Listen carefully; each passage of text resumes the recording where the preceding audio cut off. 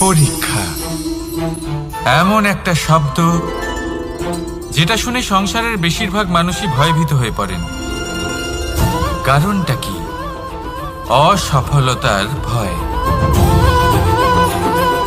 পরীক্ষা এই শব্দের যদি আমি অন্য দিকটা দেখাই, তার তাৎপর্য এই নয় যে আপনার দুর্বলতা সবার সামনে তুলে ধরবে।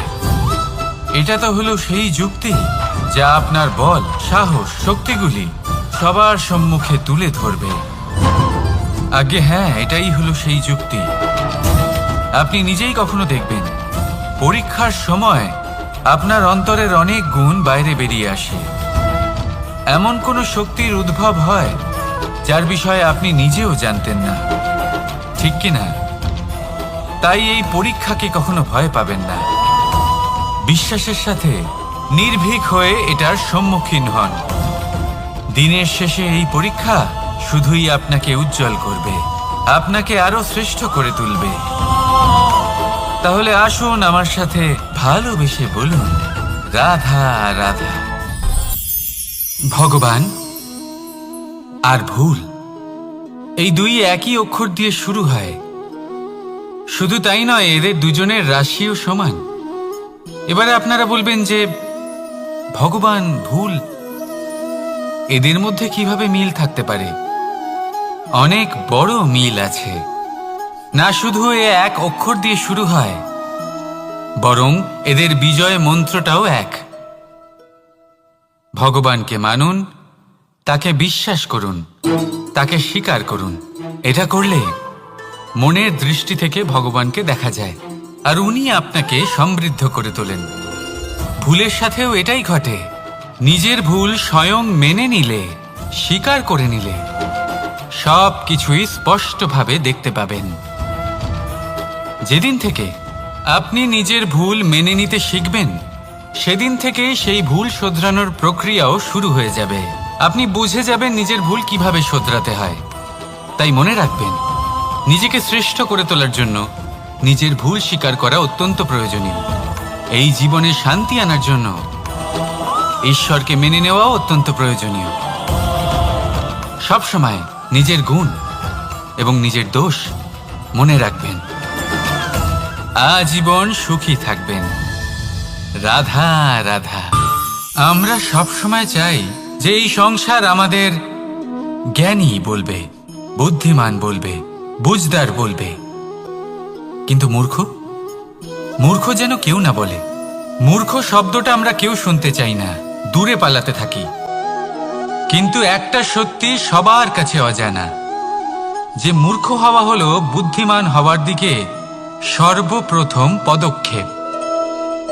আপনি যত খুশি দিগ্গজ জ্ঞানী মানুষদের সাথে আলাপ করুন, যত ইচ্ছে কথা বলুন, যতই জ্ঞানের কথা আলোচনা করুন, অভিজ্ঞতা মূর্খ হবার পরেই পাওয়া যায়, তাই নয় কি?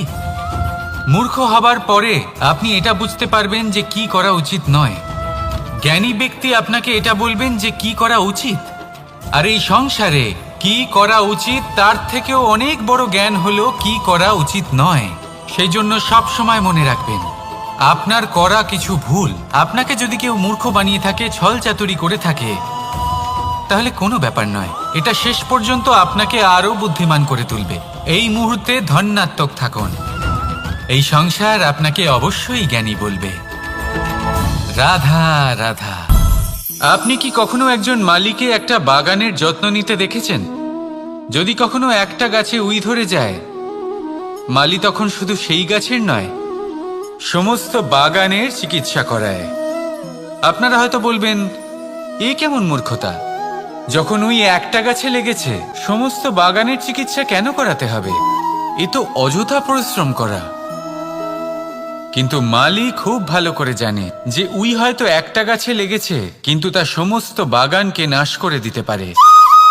এবার মালির এই শিক্ষা, এই জ্ঞান অন্য অনেক জায়গাতে প্রযোজ্য। এই সংসারে আমরা শুধুমাত্র নিজের পরিবারের কথাই চিন্তা করি, তাদের যত্ন নিই, চেষ্টা করি যেন তারা ভালো থাকেন, সুখে থাকেন। আর সেই সময় এই সমাজের কিছু বিরোধী মনোভাব এই সমাজকে গ্রাস করে ফেলে, এই সমাজকে নষ্ট করে ফেলে। কিন্তু আমাদের নজর শুধু আমাদের পরিবারে থাকে। সেই জন্য যখন কথা ওঠে রাষ্ট্রের, দেশের, তখন তার জন্য সিদ্ধান্ত নিতে হবে, তখন তার জন্য ত্যাগ করতে হবে। আর মনে রাখবেন, যে সমস্যায় আসুক তার সমাধান পূর্ণরূপে বাঞ্ছনীয়। এই সংসারে প্রত্যেক ব্যক্তি যদি নিজের পরিবারেরও খেয়াল রাখেন এবং সমাজেরও খেয়াল রাখেন এবং সঠিকভাবে এই দেশেরও খেয়াল রাখেন, তবেই এই দেশ সম্পন্ন হতে পারবে। তাহলে আপনিও সেই প্রয়াস করুন আর আমার সাথে ভালোবেসে বলুন, রাধা রাধা। কথায় বলা হয়, জীবনে ভালোবাসাই হলো সুখের মূল। এটা সত্য। এবার প্রশ্ন হলো এটাই যে এই ভালোবাসা কার সাথে করা উচিত। যদি আপনি কিছুক্ষণের জন্য সুখ পেতে চান, তাহলে ভালোবাসুন নিজের রুচি মতো। যদি আপনি কিছুদিনের জন্য সুখ পেতে চান, ভালোবাসুন নিজের বন্ধুদের। যদি আপনি কয়েক মাসের জন্য, কয়েক বছর বা অনেক বছরের জন্য সুখী হতে চান, তাহলে ভালোবাসুন নিজের পরিবারকে, মাতা পিতা, নিজের সন্তান, স্বামী স্ত্রী, নিজের আত্মীয়দের। কিন্তু যদি আপনি চিরকালের জন্য সুখী হতে চান, তাহলে ভালোবাসতে হবে শুধু নিজের কর্মগুলিকে। কারণ সম্পর্ক যেমনই হোক না কেন, কখনো না কখনো ভেঙে যাবেই। এই সংসার হলো এমনই যে যাদের সঙ্গ আমরা পাই, তাদের সঙ্গ একদিন ত্যাগ করতে হয়। শুধু কর্মই হলো এমন এক সঙ্গ যা কখনো আপনাকে ত্যাগ করবে না। আপনার মৃত্যুর পরেও এই কর্ম আপনাকে বাঁচিয়ে রাখবে। তাই সবসময় মনে রাখবেন, এই কর্ম ধর্ম মনে করে পালন করা উচিত। জীবনের শেষ মুহূর্ত পর্যন্ত কর্মকে ভালোবাসুন। জীবনের শেষ মুহূর্ত পর্যন্ত সুখে থাকবেন। আর আমি তো সবসময় বলি, শুধু কর্ম করতে থাকো, ফলের চিন্তা করো না। তাহলে আসুন আর আমার সাথে ভালোবেসে বলুন, রাধা রাধা। দ্বিধাবোধ। অনেক সময় আমরা জীবনে সেই বাঁকে এসে পৌঁছই যেখানে আমরা বুঝতেই পারি না যে এবার কোন দিক নির্বাচন করা উচিত। কখনো এদিকে যাওয়া উচিত মনে হয়, কখনো ওদিকে যাওয়া উচিত মনে হয়, কখনো দুদিকেই যাওয়া প্রয়োজনীয় বলে মনে হয়, কিন্তু তা তো সম্ভব নয়। কখনো কখনো এটা মনে হয় যে এখানেই থেমে যাওয়া ভালো, কোথাও না যাওয়াই শ্রেয়। এবার একেই তো দ্বিধাবোধ বলে। সংসারে এমন কোনো দ্বিধা নেই যার সমাধান সম্ভব নয়। এই দ্বিধাবোধ স্বাভাবিক। আর আপনার এই দ্বিধাকে আমি একটু সরল করে দিই। দ্বিধাগ্রস্ত হয়ে নির্বাচন করলে তখন এটা মাথায় নিয়ে করবেন যে আপনার এই নির্বাচনের ফলে এই সংসারের ওপর, এই সমাজের ওপর কি প্রভাব পড়তে পারে। নিজের লাভ ক্ষতির বিষয়ে ভাবা ছেড়ে দিন আর কর্ম করুন সংসারের মঙ্গলের জন্য, আগামী প্রজন্মের মঙ্গলের জন্য। ভাবুন আপনার এই নির্বাচনের জন্য কিভাবে তাদের জীবনের উদ্ধার সম্ভব। কারণ এই ভাবনাই হলো উচিত ভাবনা। কারণ অনেক সময় ওষুধ একটু কড়া মনে হতেই পারে, কিন্তু এই ওষুধই তো রোগ মুক্তি ঘটায়। সেইভাবে আপনাকেও এই দ্বিধার মুহূর্তে কঠিন নির্বাচন করতে হতে পারে। এই কঠিন নির্বাচন জীবনে কঠিন পরিস্থিতিও আনতে পারে, কিন্তু যদি এই নির্বাচন ধর্মসঙ্গত হয়, যদি এর দ্বারা সংসারের মঙ্গল হয়, তাহলে এই নির্বাচনই হলো সঠিক নির্বাচন। আসুন আমার সাথে ভালোবেসে বলুন, রাধা রাধা। মানুষ নানান ধরনের বাসনা পোষণ করেন। তাদের নানান ইচ্ছে থাকে, অভিলাষা থাকে, নানান কামনা করতে থাকেন, স্বপ্ন দেখেন, প্রার্থনা করেন যেন তা সফল হয়, নিজের সম্পন্নতা কামনা করেন, আর শেষে নিরাশ হয়ে যান কারণ এসব কিছুই পান না। আপনাকে একটা ছোট্ট উদাহরণ দিই। জঙ্গলের রাজা কাকে বলা হয়? সিংহকে। এবার যেহেতু সিংহ বনের রাজা, তাই হরিণ তো তার কাছে এসে এটা বলতে পারে না যে আপনি হলেন বনের রাজা, তাই আপনি আমাকে মেরে ফেলুন, আমাকে খেয়ে ফেলুন আর নিজের ক্ষুধা নিবারণ করুন। এমন তো হয় না। সিংহ যতই বনের রাজা হোক, তাকেও পরিশ্রম অবশ্যই করতে হয়, তবেই তার ক্ষুধা নিবারণ হয়। সেইভাবেই আপনার সমস্ত স্বপ্ন, আপনার সমস্ত ইচ্ছে, আপনার সমস্ত অভিলাষা, সমস্ত আকাঙ্ক্ষা পূরণ হবেই, অবশ্যই হবে। পরিশ্রমের দ্বারা। শুধু ভাবলেই হবে না, তাহলে আপনিও জীবনে পরিশ্রম করুন, নিজের সমস্ত স্বপ্ন পূরণ করুন, আর আমার সাথে ভালোবেসে বলুন, রাধা রাধা। আপনি কি কখনো কোনো উঁচু পর্বতের শিখরে পৌঁছতে পেরেছেন? যদি পৌঁছে থাকেন বা যদি আপনি কোনো উঁচু পর্বতের শিখরে যান, তাহলে ভালো করে দেখবেন, আপনি যত উঁচুতে অগ্রসর হতে থাকবেন আস্তে আস্তে সমস্ত বনস্পতি বিলুপ্ত হতে থাকে। তারপরে সমস্ত গাছপালা, পশু পাখি সব বিলুপ্ত হতে থাকে। শেষ পর্যন্ত সেই শিখরে থেকে যায় শুধুমাত্র শান্তি, নীরবতা। আমাদের মানুষের সাথেও এটাই হয়। মানুষ যখন আত্মবিকাশের পথে অগ্রসর হতে থাকে এবং নিজের জীবনের শিখরে পৌঁছতে চায়, তখন তার একা থাকা অত্যন্ত প্রয়োজনীয় হয়। আর তাকে তখন ত্যাগ করতে হয় নিজের সুখ স্বাচ্ছন্দ্য, নিজের সম্পত্তি, নিজের সমৃদ্ধি, নিজের সৌন্দর্য। দেখুন, জীবনের শিখরে পৌঁছনো একেবারেই সহজ কাজ নয়। এ হলো অত্যন্ত দুর্গম এক পথ। কিন্তু যদি আপনি সেখানে পৌঁছতে চান, তাহলে আপনাকে ত্যাগের প্রবৃত্তি জাগিয়ে তুলতে হবে। ত্যাগ কি সেটা জানতে হবে, কারণ ত্যাগের ফলেই মনে শান্তি আসে, আর সেই শান্তির ফলে মনে উৎপন্ন হয় প্রেম। আর এই প্রেমই হলো জীবনের অন্তিম লক্ষ্য।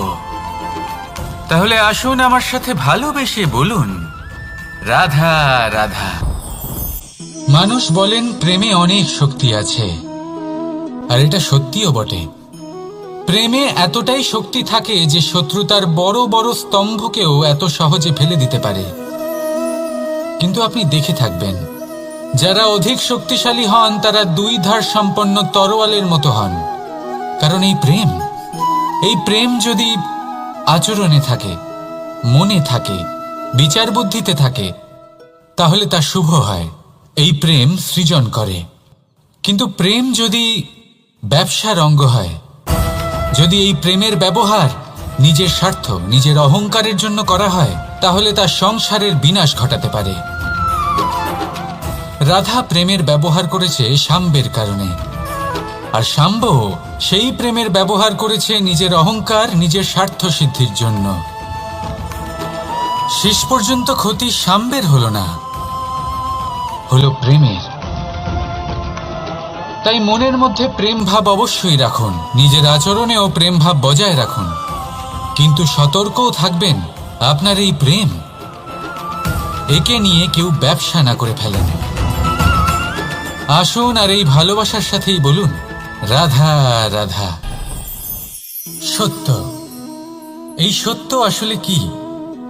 কেউ বলবেন যা অসত্য নয় তাই হলো সত্য, কেউ বলবেন সেটা যার ভিত্তিতে আমরা বেঁচে আছি তাই হলো সত্য। কিন্তু সত্য আসলে কি? তার থেকেও বেশি গুরুত্বপূর্ণ হলো এটা বুঝতে পারা যে সত্যের ব্যবহার কিভাবে করা উচিত। যদি আপনার কাছে সত্য থাকে বা আপনি সত্য জেনে থাকেন আর আপনি তার ব্যবহার করেন, সদ্ব্যবহার করেন সংসারের জন্য, তাহলে আপনি এই সমস্ত সংসারের অনেক ঊর্ধ্বে চলে যাবেন। কিন্তু যদি আপনি সত্য জানেন আর তার দুর্ব্যবহার করেন, তাহলে আপনি সমস্ত সংসারের পক্ষে ক্ষতিকারক হয়ে উঠতে পারেন। তাই মনে রাখবেন, সত্য যতটাই কোমল, অর্ধ সত্য হলো ততটাই কঠোর। এই অর্ধসত্য সমস্ত সংসারের বিনাশ ঘটাতে পারে। সেই জন্য জীবনে সত্যের বিষয়ে সম্পূর্ণ সত্য জানতে শিখুন। এ হলো অত্যন্ত গুরুত্বপূর্ণ। এই সত্য তার নিজস্ব দাবি হলো আপনি সাবধানে থাকুন। তাহলে আসুন আর আমার সাথে ভালোবেসে বলুন, রাধা রাধা। পঞ্চমহাভূত, জীবন রচনায় এর অবদান অনস্বীকার্য। এই পঞ্চমহাভূত আসলে কি?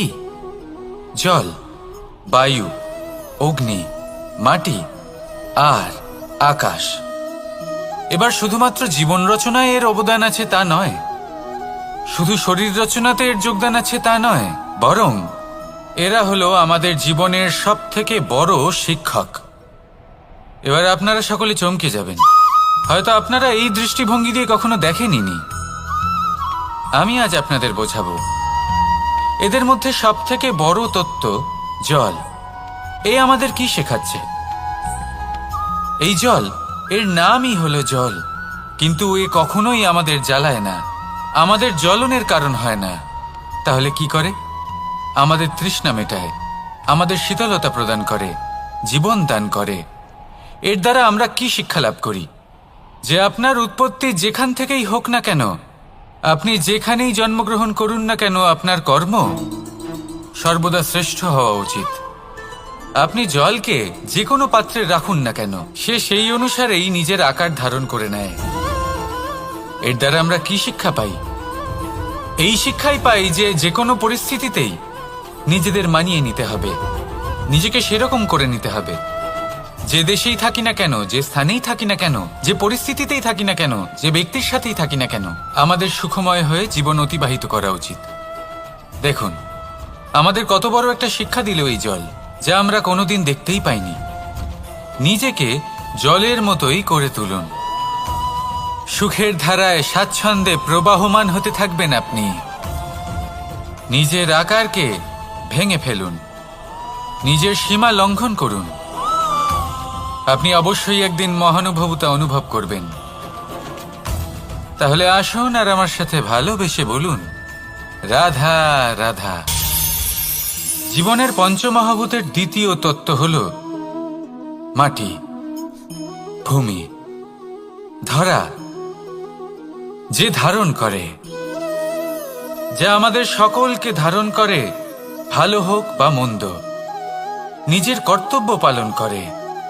আর এটাই শিক্ষা আমাদের জন্য। আমাদেরকেও আমাদের সকল কর্তব্য পালন করতে হবে, তা সে আমাদের নিজেদের প্রতি হোক, আমাদের পরিবারের প্রতি হোক, সমাজের প্রতি হোক বা ঈশ্বরের প্রতি। এই শিক্ষা আমাদের মাটি দিয়ে থাকে। এ আমাদের পদতলে পিষ্ট হয়েও তার বদলে আমাদের বনস্পতি প্রদান করে। অগ্রসর হতে পদক্ষেপ নেওয়ার সময় আমরা পা দিয়েই ধরিত্রীকে পিছনে ঠেলি, কিন্তু এই মাটি আমাদের ঘৃণা করে না। সে আমাদের পরবর্তী পদক্ষেপের জন্য অপেক্ষা করে আর স্বাগত জানায়। আর হয়তো সেই জন্যই এই ধরাকে আমরা ধরিত্রী মাতা বলে থাকি।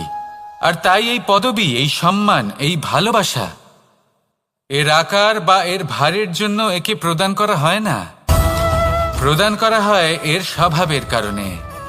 আপনিও যদি ধরিত্রীর মতো হতে পারেন, যদি আপনিও নিজের সকল কর্তব্য পালন করেন, বিশ্বাসের সাথে তা স্বীকার করে নিতে পারেন, যদি অন্য কারোর সাফল্যেও আপনি প্রসন্ন হতে শিখতে পারেন, যদি আপনি একটু কষ্ট সহ্য করে অন্য কাউকে প্রসন্নতা প্রদান বা অন্য কাউকে সেবা করতে পারেন, তাহলে আপনিও মাটির মতোই মহান হয়ে উঠতে পারবেন।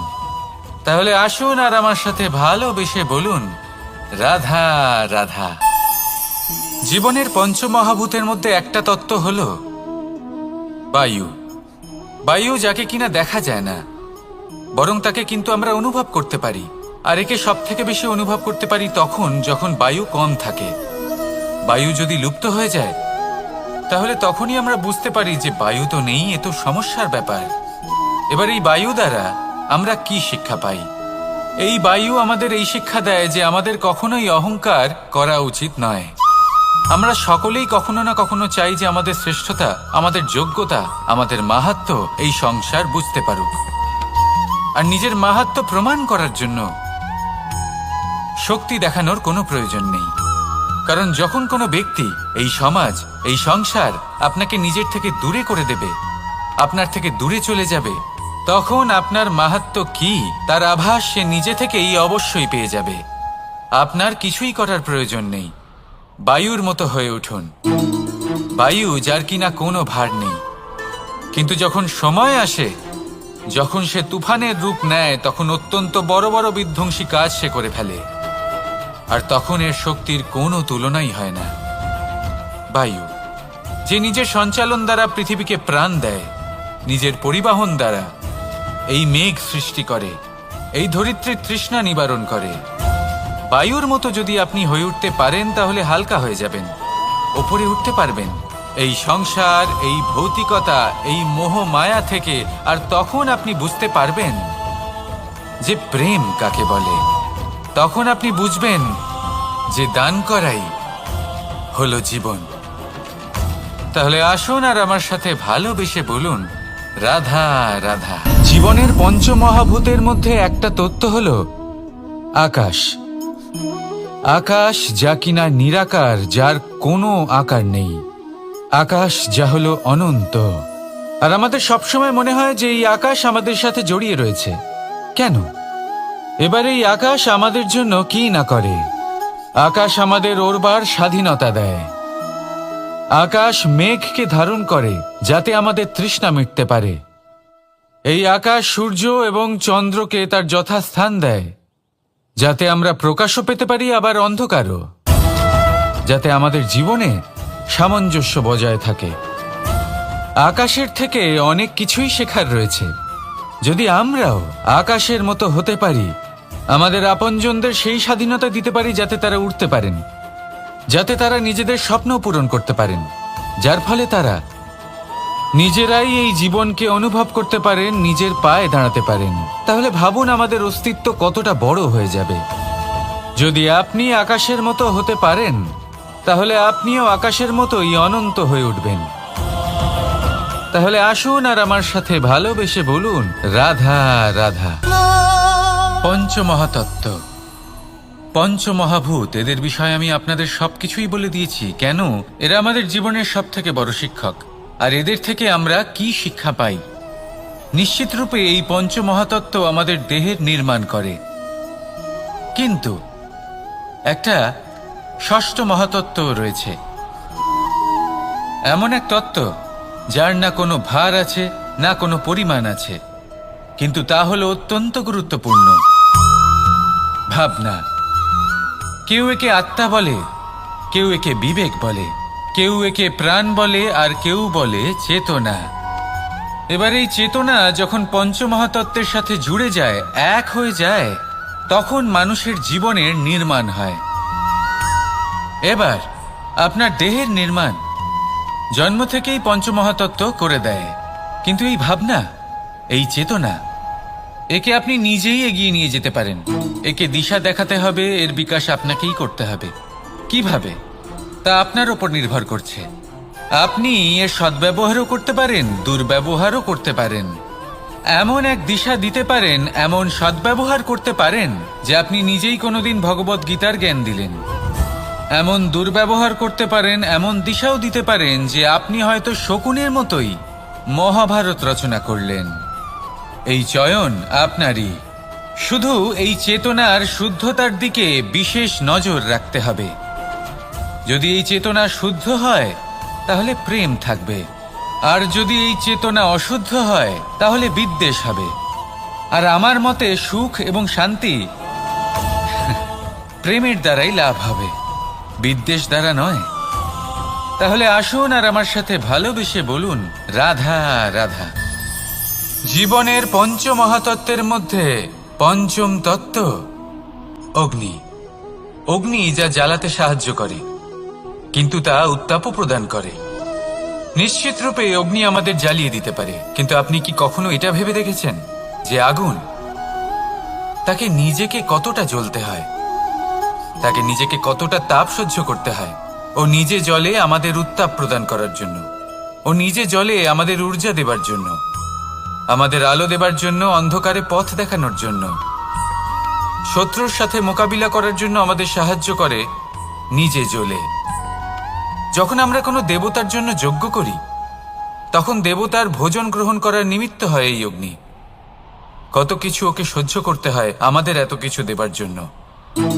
আপনিও আগুনের মতো হয়ে উঠুন, নিজে কষ্ট সহ্য করুন অন্যকে সাহায্য করার জন্য, তাদের জীবন উদ্ধার করার জন্য, নিজের প্রিয়জনের জন্য, নিজের পরিবারের জন্য, নিজের মাতা পিতার জন্য, এই সমাজের জন্য। নিজে কষ্ট সহ্য করুন, প্রকাশের কেন্দ্রবিন্দু হয়ে উঠুন, আর সকলকে পথ প্রদর্শন করুন, সবাইকে পথ দেখান। যেদিন আপনি আগুনের মতো হয়ে উঠবেন, সেই দিন ঠিক যেমন অগ্নিকে পুজো করা হয়, আপনিও সেইভাবে পূজনীয় হয়ে উঠবেন।